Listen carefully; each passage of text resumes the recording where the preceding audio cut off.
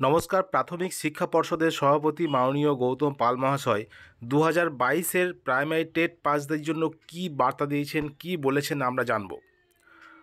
আবারও প্রাথমিক শিক্ষা পর্ষদের সভাপতি গৌতম পালকে ঘিরে বিক্ষোভ দেখালেন চাকরি প্রার্থীরা। অর্থাৎ বহরমপুরের যে পোর্টসের একটা অনুষ্ঠান ছিল, সেখানে কিন্তু প্রাথমিক শিক্ষা পর্ষদের সভাপতি গৌতম পাল মহাশয় এবং তার সঙ্গে সঙ্গে শিক্ষামন্ত্রী সহ অনেকে কিন্তু উপস্থিত ছিলেন এবং সেখানে 2022-এর প্রাথমিক টেট পাস প্রার্থীরা কিন্তু দেখা করে গৌতম পাল মহাশয়ের সঙ্গে।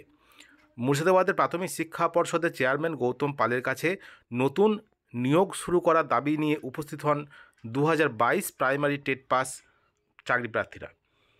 অবিলম্বে নিয়োগের দাবি করেন তারা। চাকরি প্রার্থীরা বলেন যে তারা দীর্ঘদিন ধরেই নিয়োগের অপেক্ষায় বসে আছেন, বয়স হয়ে যাচ্ছে। যদিও প্রাথমিক শিক্ষা পর্ষদ সভাপতি গৌতম পাল বলেন যে এই মুহূর্তে একটা নিয়োগ প্রক্রিয়া চলছে, সেটা এখনও শেষ হয়নি।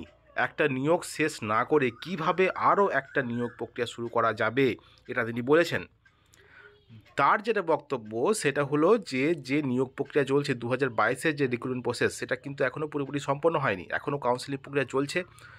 দ্বিতীয় দফার একটা স্টেট কাউন্সিলিং হয়েছে এবং তৃতীয় দফা একটা হবে কয়েকদিনের মধ্যে। এবং তার পরবর্তী সময়ে যে কোর্টের নির্দেশে যে 5% প্যানেল, সেটাতেও কিন্তু নিয়োগ করতে হবে। এটা কিন্তু নিয়মে আছে। সেটা যদি নিয়োগ না করে যদি আবার নিয়োগের নোটিফিকেশন দিয়ে দেওয়া হয়, তাহলে কিন্তু সেটা বিলম্বিত হতে পারে। সেটাই তার বক্তব্য ছিল। এতে কি চাকরি হবে? চলতি নিয়োগ প্রক্রিয়া শেষ হলে পরবর্তী নিয়োগ প্রক্রিয়ায় বিজ্ঞপ্তি দেওয়া হবে, এটা কিন্তু বলেছেন তিনি। এই যে নিয়োগ প্রক্রিয়া যেটা চলছে, সেটা সম্পন্ন হয়ে গেলেই পরবর্তী নিয়োগের জন্য সেখানে বিজ্ঞপ্তি দেওয়া হবে। এর কিন্তু পর্ষদ সভাপতি এটা বলেছেন গতকালকেই। চাকরি প্রার্থীদের আশ্বাস দিয়ে গৌতম পাল বলেন যে আমি তো বললাম বিজ্ঞপ্তি বের হবে, আপনাদের মেধা আছে, সেখানে মেধার লড়াই হবে। আপনারা তো দেখলেন এই যে নিয়োগ হলো, তাতে 2012, 2014 এবং 2017 সালের চাকরি প্রার্থীদের নিয়োগ হলো, এটা কিন্তু তিনি বলেছেন।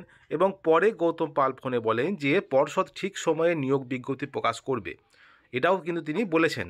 আর টেট পাস চাকরি প্রার্থীরা আবেদন করবেন, সেখানে যোগ্যরা চাকরি পাবেন। আমরা আগেই বলেছি টেট পাস করা মানেই চাকরি নয়, এটা কেবল একটা যোগ্যতা। তাছাড়া টেট পাস করলেই যে সাথে সাথে ইন্টারভিউ ডাকতে হবে, এমন কোনো কথা নেই কিন্তু, এটা কিন্তু বলেছেন। আমরা কিন্তু টেট পাসের সার্টিফিকেট বলে দিয়েছি, এটা কিন্তু চাকরি পাওয়ার কোনো গ্যারান্টি নয়।